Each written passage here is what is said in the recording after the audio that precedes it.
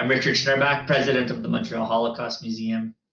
Thank you for joining us tonight to learn and to commemorate this significant day in history, the anniversary of the liberation of Auschwitz-Birkenau, also known as International Holocaust Remembrance Day. The Auschwitz complex was the largest. At least 1.1 million people were murdered between 1940 and 1945, most of them Jews. On January 27, 1945, the Soviet army liberated Auschwitz-Birkenau and freed an estimated 7,000 remaining prisoners. In 2005, the United Nations General Assembly passed a resolution to designate January 27th as International Day of Commemoration in memory of the victims of the Holocaust. I'm a descendant from many Holocaust survivors. Both my grandmother and great aunt spent 2 years in Auschwitz-Birkenau during the war. Growing up, I remember seeing the number tattoo on my grandmother's forearm. I had nightmares after learning about the unimaginable atrocities she experienced in Auschwitz. My great aunt Sasha gave birth to a child who was taken from her in Auschwitz. My bubby, great aunt, great uncle were all prisoners on the death march and miraculously survived. The death marches were lengthy, forced journeys from Auschwitz towards other concentration camps and death camps. Starting on January 17th, prisoners were forced into long columns and told to walk westward toward territory still held by Germany. Only those in good health and a relative term in the camps, racked with malnutrition and disease, could participate, and those who fell were shot and left behind. On January 27, 1945, Auschwitz was liberated by the Soviet army. As the story goes, they did not realize or understand the horror they were about to embark on. The liberation on this day allowed for the preservation of Auschwitz. The Nazis were tearing down buildings, destroying evidence of the atrocity as quickly as possible, which included an eventual plan to exterminate the remaining 7,000. In partnership with the Raoul Wallenberg Center for Human Rights, the Cummings Center, the Jewish Public Library, the March of the Living, and Federation CJ, today we are asking you about the importance of Holocaust remembrance. What does the legacy of the Holocaust mean to you? Why is it important to remember the Holocaust? What has the world learned? Although the current situation prevents us from being together, let's connect virtually and remember together. During this event, you will hear messages of resilience from survivors and the thoughts of Canadians from different walks of life as we reflect on the legacy of the Holocaust. We encourage you to participate in real time by sharing your own thoughts in the comments section of the video. Thank you again for joining us this evening. Please stay tuned for this special International Holocaust Remembrance Day event. Thank you.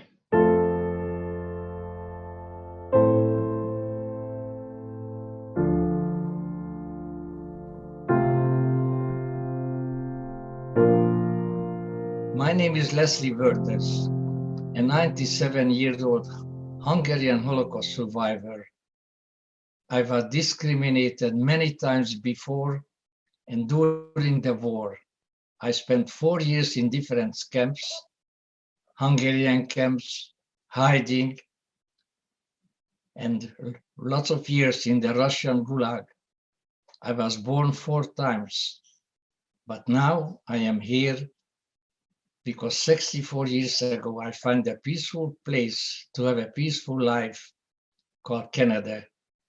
I am very grateful, and I am a regular speaker, a volunteer in the Montreal Holocaust Museum for more than 20 years. Today, we live in a very difficult world. Lots of discrimination, hatred, and killing. After the Holocaust, after the Second World War, peoples and governments, they didn't learn.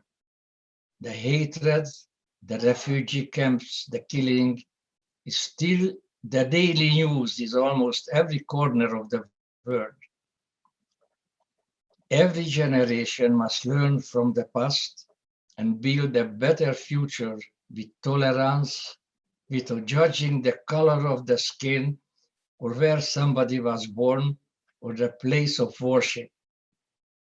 We must see not what divides us, but we have in common.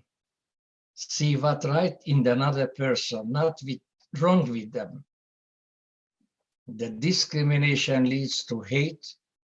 The result is ethnic cleansing, killing. We are born with the same amount of salt, 3% like the ocean. We can give blood to anybody. We have a same hope to make a happy life, a happy family. Your weapon must be your smile, your helping hand. Je m'appelle Georgette Brunberg, je suis née en France de parents d'origine polonaise. La génération suivante ne doit pas oublier ce qui s'est passé. Oui, je suis entièrement d'accord. Ceci ne peut pas être oublié. Et d'après moi, la chose la plus importante, c'est l'éducation. Et l'éducation se fait par les écoles, par des voies. Et ceci devrait être impliqué dans un programme spécifique au sujet du Holocauste et des génocides qui se sont passés pendant ces dernières années. Ceci ne devrait pas se répéter si la jeunesse est éduquée. Nous avons un programme qui se nomme la Marche des survivants. La Marche des survivants est une organisation qui emmène les adultes, les jeunes de 15 ans et de 16 ans ou plus, je pense, en Pologne, et ils vont dans les camps de concentration. Ceci est une très, très bonne éducation car ils voient devant eux ce qui s'est passé et on ne peut pas le nier. Quand tu vois quelque chose comme ceci, les horreurs qui se sont passées, ça reste dans la tête, même si tu ne veux pas le croire. Mais c'est une des choses, c'est encore une éducation. Et la troisième chose que je pense qui est très, très nécessaire, d'après moi, c'est que la génération de maintenant ne va pas survivre trop longtemps, elle s'en va. Les jeunes qui ont des grands-parents qui sont encore vivants doivent demander des questions parce que beaucoup de personnes de cette génération ne peuvent pas en parler. Comme moi, j'avais une sœur qui ne pouvait pas en parler et j'ai dû réellement, comment pourrais-je vous dire, demander et redemander des questions pour qu'elle puisse me répondre. Car nous avons 10 ans de différence, elle se rappelait de tout, tandis que moi, malheureusement, je n'ai jamais connu mes parents. Et tout ceci doit être par une éducation. Et ceci est ce que je veux transmettre à la génération suivante. Je m'appelle Léon Selemetsky et je suis né à Belfort, dans l'est de la France, en 1940. Fils de parents juifs polonais, ma mère, Feige, a été arrêtée par la police de France le 12 juillet 1942, quand j'avais à peine 2 ans. Elle a été déportée par le convoi numéro 6 à Auschwitz le 17 juillet 1942. Grâce à mon père Jacques et à mes 2 sœurs Arlette et Renée, nous avons trouvé des familles d'accueil en France, dans différents orphelinats, et nous sommes devenus ce qu'on appelle des enfants cachés. J'ai passé la plupart du temps de la guerre dans une zone qui s'appelle Tulle, une petite dans le sud-ouest de la France et qui n'est pas encore occupée par les nazis à l'époque. J'ai grandi avec ma famille qui avait 2 cousins et c'est à ce jeune âge que je ne comprenais rien de ce qui m'arrivait. Je ne savais pas. J'ai été réuni avec mon père en 1945. J'avais à peu près un peu plus de 45 à 5 ans et demi. J'ai été réuni à la Mulatière à Lyon avec mes 2 sœurs que je voyais pour la première fois depuis 3 ans. J'ai grandi dans ces conditions compliquées dans la France d'après-guerre. En 1963, à l'âge de 24 ans, je suis devenu émigrant à Montréal. C'est là que j'ai adopté le pays qui est devenu le mien. J'ai pu travailler et j'ai rencontré ma femme, Bella Schippe, elle-même enfant de survivants de l'Holocauste. Nous avons eu 3 merveilleuses filles et 4 petits-enfants qui sont devenus aujourd'hui montréalais. Quelques années après ma retraite, j'ai entamé une nouvelle vie pour moi, une expérience, grâce au musée de l'Holocauste de Montréal. Raconter à des groupes d'écoliers de toutes origines, de tous les milieux sociaux, ce que j'ai vécu pendant mon enfance. Quand je partage mon histoire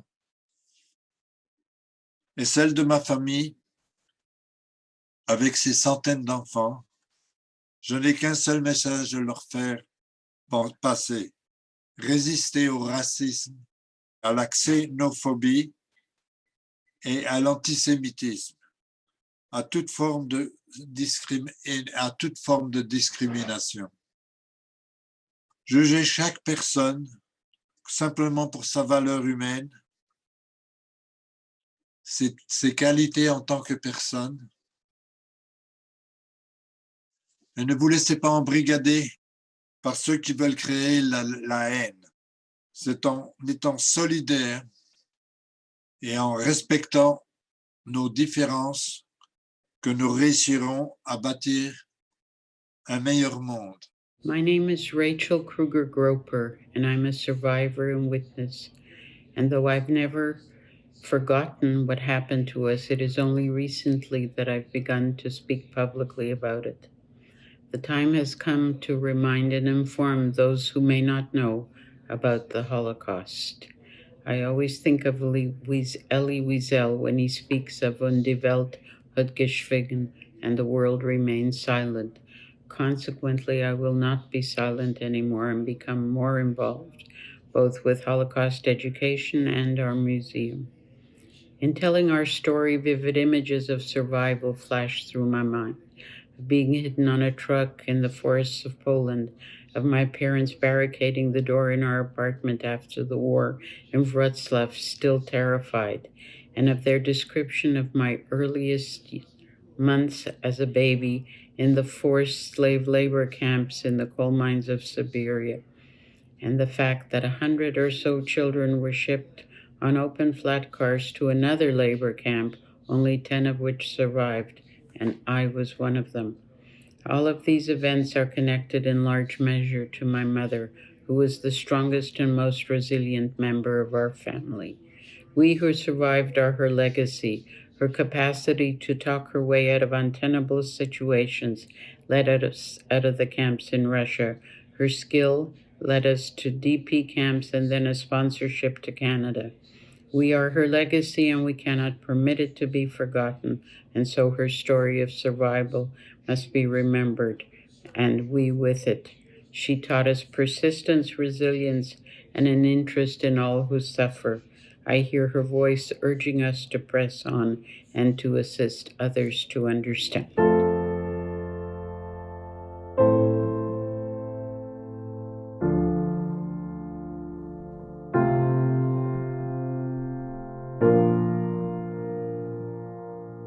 Avant que le mot Holocauste ne fasse partie du vocabulaire courant, mes parents et les autres survivants parlaient du Churban, destruction. J'ai grandi dans une communauté où les personnes parlaient de leurs expériences du temps de la guerre seulement avec d'autres survivants, des personnes qui avaient besoin de peu de mots pour se comprendre. Jusque dans les années 70, seulement les survivants et leurs familles, amis et collègues participaient normalement aux commémorations. À un jeune âge, j'ai appris à réciter des poèmes parlant de perte et de deuil. Et on entendait à chaque fois cette question, « Wo ist gewesen die Welt ?» Où était le monde? Moi, j'ai été chanceuse. Mes parents ont beaucoup parlé de leur vie dans la Pologne d'avant-guerre, de leur famille et de leurs amis, de leurs expériences pendant la guerre, des traumatismes, de leurs tragédies, de leurs chagrins et de la réalité des personnes déplacées en Autriche, où je suis née en 1948. Je savais qui ils étaient, je savais quel héritage ils portaient fièrement. J'ai grandi avec de précieuses valeurs juives progressistes et universelles. La justice sociale, la solidarité, l'égalité de tous les êtres humains, l'importance de la lutte pour un monde meilleur, la nécessité de faire cause commune avec d'autres personnes partageant les mêmes idées. Quand j'ai commencé à travailler au service d'aide aux immigrants juifs en 1974, je n'étais pas vraiment consciente de la nature de ma tâche. J'avais besoin d'un emploi. Le directeur, le Dr. Joseph Cage, celui qui allait devenir mon mentor, était déjà là quand nous sommes arrivés à Montréal et il avait été profondément marqué par les orphelins survivants à leur descente du bateau. Il croyait dans le réseautage aussi, les alliances avec d'autres activistes pour améliorer la protection des réfugiés, et il me faisait confiance comme sa représentante. Aujourd'hui, je porte fièrement l'héritage de mes parents dans mon cœur, œuvrant à améliorer la situation des réfugiés et des immigrants, essayant de mon mieux d'être, même si peu, une réponse à la question « Où était le monde ?» Maintenant, je suis le monde. Je ne peux pas rester les bras croisés. Je dois agir, faire entendre ma voix avec d'autant de personnes d'horizons différents que possible, dans l'espoir que nous soyons une force positive. Aujourd'hui, nous devons entonner aussi fort que possible des chants de solidarité pour réduire au silence les voix de la haine, de l'intolérance et de la violence. Je rends ainsi hommage à mes parents. Ainsi, nous honorons la mémoire de tous ceux qui ont été tués. Ainsi, nous nous efforçons de faire advenir un monde meilleur pour les enfants d'aujourd'hui et de demain. How have I been impacted by my family's experiences during the Holocaust? An easier question, how have I not been impacted? As a child, I was worried about them. I became protective of them. I certainly would not want to burden them with my problems. How could my childish issues possibly compare with what they went through? I was impacted by parents who worried about me all the time, parents who were overprotective. That is why, to this very day, I'm afraid to ski, I'm afraid to skate, I'm even afraid to drive a car, and I don't even have a driver's license. Because I'm a child of survivors, I have a black belt in catastrophization. When someone does not answer the phone, I don't think they're busy. I always imagine the worst. When someone is late for a meeting, I do not think they've been delayed. I imagine a car crash. I imagine the worst. My parents did not just imagine the worst possible outcome, they experienced it. Relatives who promised to come back never came back. I'm impacted by what my parents went through during the Holocaust when I watch the news, when I see an insurrectionist at the Capitol in Washington wearing a Camp Auschwitz t-shirt, when I see a neo-Nazi with a t-shirt proclaiming the hate-filled message that 6 million were not enough. I'm impacted when I see the local news in Montreal and see the swastikas that have been daubed on the doors of the Shar Shemaim synagogue by some 24-year-old with a canister of gasoline. I'm impacted when I hear about what happened in Rwanda. I'm impacted by what is happening to Muslims in China. I'm impacted by what I see in the United States as its government officials order children to be separated from their parents and kept in cages. I'm impacted by the experiences my parents went through during the Holocaust. That's part of my DNA. It's part of my heritage. But I also inherited something else. I inherited their optimism and their resilience. That too is part of my DNA. I remember their experiences. I remember their resilience. And most of all, I remember their love.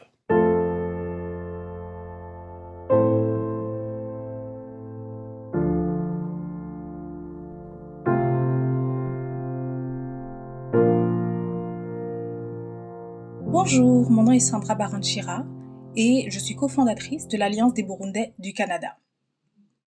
L'héritage de l'Holocauste est une tragédie humaine qui m'a personnellement apprise sur un système de pensée humain pouvant planifier de manière froide, subtile et systématique l'éradication d'un peuple sur une période de temps donnée.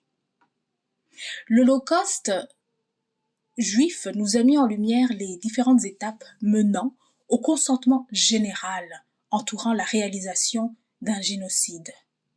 Or, la question de génocide est encore très actuelle dans les temps présents. Le cas actuel des Tutsis au Burundi est très alarmant. Lorsque l'on compare, lorsque l'on analyse les 10 étapes de l'Holocauste juif, et je les nomme: classification, symbolisation, discrimination, déshumanisation, organisation, polarisation, préparation, persécution, extermination et déni. Il est important de souligner que ces étapes-là ne sont pas nécessairement chronologiques. Par exemple, le déni peut venir même en plein milieu. Dans le cas du Burundi, la classification a déjà commencé, notamment avec la loi obligeant le gouvernement et les ONG internationales à donner l'origine ethnique de leurs employés. Le déni aussi.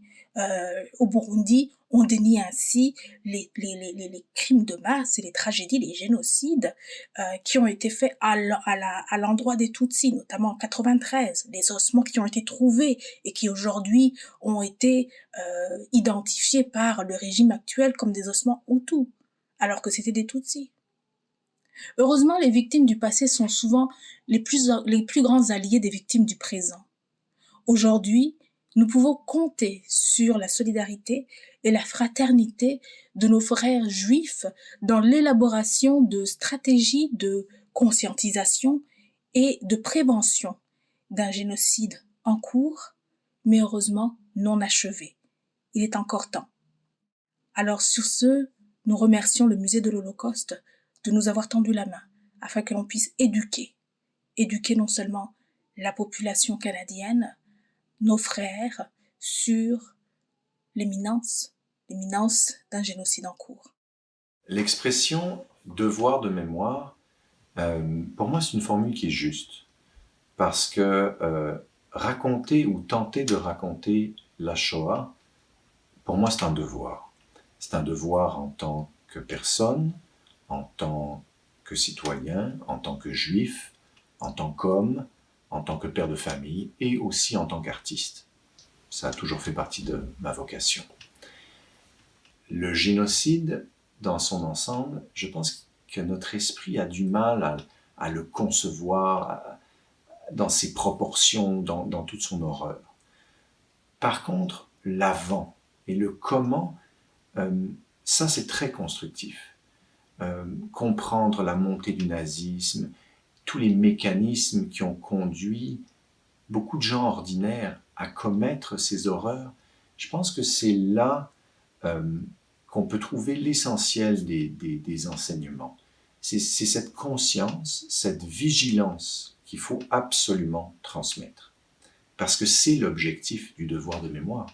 C'est d'éviter la répétition de cette horreur, de ces horreurs.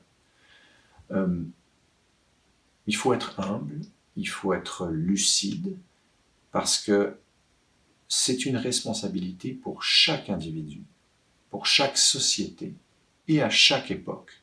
Parce que l'humanité a cette part d'ombre et il faut rester vigilant en toutes circonstances. Pour moi, c'est ça le devoir de mémoire.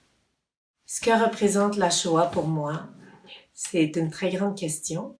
Je m'appelle Karine, je suis québécoise, non juive, je suis comédienne et je dirais que la première fois que j'ai entendu parler du génocide, de la Deuxième Guerre mondiale, c'était au cinéma, dans les films de guerre quand j'étais jeune. Et ce qui m'en est resté, c'était que l'humain était capable du pire et que c'était probablement inévitable. Et par la suite, après réflexion, j'ai compris que c'était faux, que c'était évitable. Et que c'est à ça que ça servait d'étudier l'histoire, de se rappeler les histoires, même les histoires d'horreur, et d'en apprendre sur la nature humaine. Moi, ce que j'en ai appris, ce que j'en apprends, ce que je retiens, que j'aimerais bien léguer à mes enfants, c'est que c'est la compréhension qu'on est des êtres grégaires, il faut l'accepter, influençables, et que c'est très beau de s'associer à un groupe, d'avoir une identité, peu importe sociale, culturelle, qu'on partage avec d'autres, mais qu'il faut toujours garder un esprit critique par rapport à son groupe, être capable d'agir en fonction de ses valeurs humaines, avec son appartenance, d'être capable de garder son jugement individuel pour éviter de refaire les mêmes erreurs, pour éviter de glisser vers la haine de l'autre, de rester toujours dans la compréhension. En tout cas, c'est ce que je nous souhaite à tous.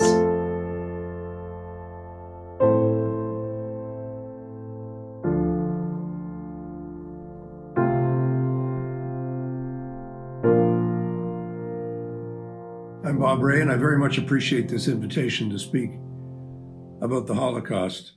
It was 30 years ago that my wife and Arlene and I went on an unforgettable trip to visit in the village of Zhirikai, in Lithuania, where Arlene's mother had been born and where her grandparents lived, and where Jews had lived for many, many centuries.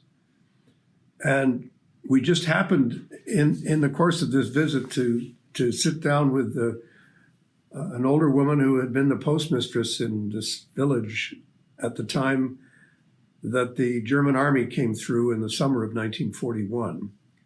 And the first question she asked was, well, who's your family? And Arlene said, well, it's the Lantons and the Florences. And her eyes lit up. She said, yes, I remember them. And she said the Lantons had a store and the Florences had a store.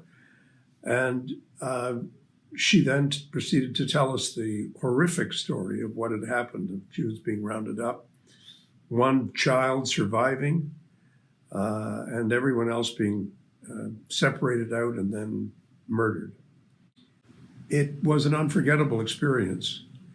And it's important to remember that in this part of Europe, the Jews were not sent to concentration camps in 1941. They were murdered. They were killed, slaughtered in the hundreds of thousands. There's 200,000 Jews in Lithuania who were killed. And this experience had a huge impact on both of us because it reinforced the fact that while Arlene's family had come away in the 1920s, my grandfather had come from a village about 30 miles away from where Arlene's family was from, and they left in the 1890s. But the impact of this was simply horrific, and we would have lost hundreds of family members, and 6 million people died. Now, at the end of the Second World War, everybody said, well, never again. We know how terrible it was, and it will never happen again. But there's two things wrong with that. First thing is anti-Semitism hasn't gone away. It's still there. It's a chronic disease that flares up, and it's flaring up now. And the second is that we haven't actually learned the lessons of how something as terrible as the Holocaust starts and what has to be done to stop it. There are many other nationalities, many other ethnic groups, many other religions and faiths that have been dramatically impacted in genocidal ways since 1945 by the impact of hatred, by the power of spreading rumor and gossip and falsehoods, and by the sheer determination to identify the other as the enemy. So we have to learn these lessons, and we also have to apply them. We have to learn how to embrace the rule of law, and we have to learn how to fight hatred and how to fight oppression and how to fight for social justice. Le musée de l'Holocauste de Montréal nous convie aujourd'hui à un moment de recueillement et d'émotion pour rendre hommage aux victimes de l'Holocauste. L'Holocauste qui constitue, comme chacun sait, l'un des chapitres les plus tragiques de l'histoire moderne de l'humanité. En y faisant référence, Sa Majesté Mohamed VI, roi du Maroc, a déclaré, je le cite, « Ma lecture de l'Holocauste et celle de mon peuple ne sont pas celles de l'amnésie. Notre lecture est celle d'une blessure mémorielle que nous savons inscrite dans l'un des chapitres les plus douloureux dans le panthéon du patrimoine universel. » Fin de citation. Le grand-père de notre souverain, feu Sa Majesté Mohamed V, n'avait pas hésité, il faut le rappeler, pendant la Deuxième Guerre mondiale, à prendre le contre-pied du gouvernement de Vichy et à proclamer publiquement son rejet catégorique de ces lois discriminatoires. Sa Majesté avait en effet lancé à la face des autorités françaises de l'époque, je le cite, « Je désapprouve les lois anti-juives et je refuse de m'y associer, je ne fais aucune distinction entre mes sujets juifs et musulmans. Tous sont sous ma protection. » Fin de citation. Je suis, pour ma part, honorée d'avoir le privilège de représenter ici au Canada mon pays, le Maroc, dont le roi et le peuple n'ont jamais, durant cette sombre période de l'histoire, cédé à l'injustice et à l'intolérance et ont au contraire, avec courage, détermination et conviction, fait le choix naturel de l'honneur et de la dignité pour protéger leurs compatriotes de confession juive. Le Maroc a toujours été, et il restera, un fier promoteur et un défenseur du dialogue des religions et des cultures et du respect de la différence. Il nous appartient à nous tous, par des commémorations importantes comme celle d'aujourd'hui, de contribuer à préserver le devoir de mémoire, de rendre hommage aux victimes et de partager et cultiver avec les survivants les enseignements de résilience et d'espoir, et de faire tout ce qui est en notre pouvoir pour que l'humanité n'ait plus à vivre de telles tragédies. What has the world learned from the Shoah? Well, I wish I could say we have learned once and for all. I wish I could say that remembrance of this enormous crime against humanity, singular in history, has made us immune to evil. I think, sadly, we really do not have to look far to see that the same hate and the same evil that started the Holocaust, to see it spreading sometimes even in new guise with nationalistic, authoritarian, supremacist thinking today, and sometimes even with naked and unashamed anti-Semitism. We see that in many places, in many countries, and yes, even in my own country, in Germany. Sometimes it seems as though we understand the past better than recognize what is happening in the present. Of course, our age is a different age. The words are not the same. The perpetrators are not the same. But it is the same evil. I really wish there could be a vaccine developed against it. It would be even more precious than the BioNTech Moderna COVID vaccines. But there isn't any vaccine. The only way to build up our immunities requires steady, permanent, patient work. We must try to immunize minds, and in particular, young minds, through remembrance, through education, through teaching, and teaching empathy, through values and through history. We must give them the instruments to distinguish right from wrong, fake from true, and recognize manipulation and hate-mongering. And there remains only one message for that. Never again. Nie wieder. I'm pleased to participate in this International Holocaust Remembrance Day event organized by the Montreal Holocaust Center. This important moment of remembrance and reminder, of remembrance and reminder of horrors too terrible to be believed, but not too terrible to have happened. Of the Holocaust, as Holocaust survivor and Nobel Peace Laureate Elie Wiesel put it, as a war against the Jews in which not all victims were Jews, but all Jews were targeted victims. Of the Holocaust as a paradigm for radical evil, as anti-Semitism is a paradigm for radical hate. Where 1.3 million people were deported to the death camp Auschwitz, the worst extermination camp of the 20th century, whose 76th anniversary of its liberation we commemorate today. Of those 1.3 million deported, 1.1 million were Jews. Let there be no mistake about it. Jews were murdered at Auschwitz because of anti-Semitism. But anti-Semitism did not die at Auschwitz. It remains the bloodied canary in the mineshaft of global evil today. But we have yet to appreciate that we are witnessing today, 76 years later, a global resurgence of anti-Semitism. We have yet to be outraged, let alone combat this pandemic of anti-Semitism, which is increasingly normalizing itself in our body politic. We have yet to realize what we always say, but have not yet internalized, that while it begins with Jews, it doesn't end with Jews. We have yet to realize that this resurgent global anti-Semitism is an assault on our common humanity, and that it cannot be combated by Jews alone, but warrants a global constituency of conscience to combat it, that we must mobilize, organize, activate this global constituency of conscience to create this global advocacy movement. And remember always the inspirational model of Raoul Wallenberg.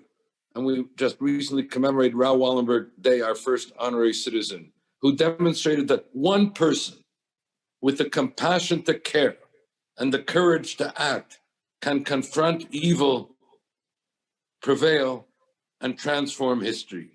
When Wallenberg was asked why he did what he did, he put it simply, there was no other choice.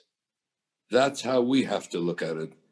There is no other choice, and we must act.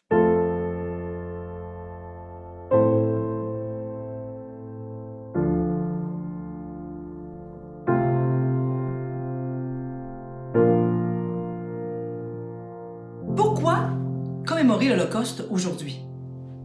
Parce qu'il est essentiel de se souvenir de ce qu'a été l'Holocauste afin de réfléchir sur le malheur causé par les préjugés, le racisme et l'antisémisme. Nous avons un devoir de mémoire afin de ne jamais oublier cet événement tragique qui a engendré la persécution et l'assassinat systématique de 6 millions de personnes oppressées par le régime nazi. La commémoration permet de prendre un moment pour rendre hommage aux victimes et à ceux et celles qui leur sont venus en aide. Cela permet aussi d'honorer les survivants. Je suis enseignante au primaire en 5 et 6e année. En collaboration avec École en réseau et le Musée de l'Holocauste de Montréal, j'ai transmis cette page d'histoire à mes élèves. J'y ai vu une opportunité de présenter les droits et libertés associés à la Déclaration universelle des droits de l'homme. De leur faire comprendre aussi qu'à la fin de la Deuxième Guerre mondiale, des victimes ont immigré au Canada, notamment à Montréal. Ils ont eu le privilège d'entendre des survivants qui ont raconté leur vie avant et après l'Holocauste. Malgré la tristesse de leur histoire, ces personnes ont valorisé la solidarité et la résilience. Mes élèves ont eu le privilège de mettre des visages sur ce drame historique, ce qui a eu pour effet de nourrir leur empathie. Je remercie tout particulièrement Madame Muguette Myers, qui s'est adressée personnellement à mes élèves. Elle a livré un message qui restera à jamais gravé dans leur mémoire. Pour Madame Myers et pour tous les autres, voilà pourquoi il est essentiel de commémorer l'Holocauste aujourd'hui afin de ne jamais les oublier. Au nom de l'humanité, nous devons combattre le racisme et promouvoir le respect de la dignité. Commémorer l'Holocauste permet de nous rappeler que de tels événements qui vont à l'encontre des valeurs humaines ne doivent plus jamais se reproduire. For me, my connection is very personal. My mom, who died 3 years ago, this is her picture. I brought it so that she could be part of this little video today too. Her name was Celine Speer Polak, and she survived Theresienstadt. She was from Holland, and she spent very close to 3 years in Theresienstadt in what was then Czechoslovakia, now the Czech Republic. And my mother never wanted to remember. Speaking of remembrance, she wanted to forget everything that happened. She didn't want to speak about it. And I have to say that I think I'm the one responsible for making her talk about it. I'm a teacher, I'm a writer, and I'm very persistent. I didn't let it go. Why do I think it's so important? I think because we need to know the bad things that people are capable of. People are capable of terrible things. And it's not just those people out there. It's something I think that's like human, you know, hatred, prejudice, abuse. It's not just others, you know, it's something that's human. My mom told me a small memory, she was called Dirty Jew so often that she always felt she was dirty. So those kinds of things, right, the impact of that. And then also we have to remember the Holocaust because of the wonderful things and the strength that people had and the goodness and those things too. So I just wanted to tell you, I don't have time for a long story, but every day I wear this necklace, and it's something that someone gave to my mom. Another prisoner gave it to my mother. When my mother turned 13, on May 24th, 1942, my mother was crying, and another prisoner gave her this necklace to cheer her up. And the woman would have had nothing to give. And if you just let me go on a little bit longer, I just want to tell you that my mom used to say, because I got her talking to students over the years, and she used to say, there's one thing, she had one message to give young people, and she said, the Nazis took everything away from us. They took our families, they took our homes, they took our possessions, they took our school, they took everything you could think of. And she said there was one thing that they couldn't take away, and that was hope. So I want to pass that message on too.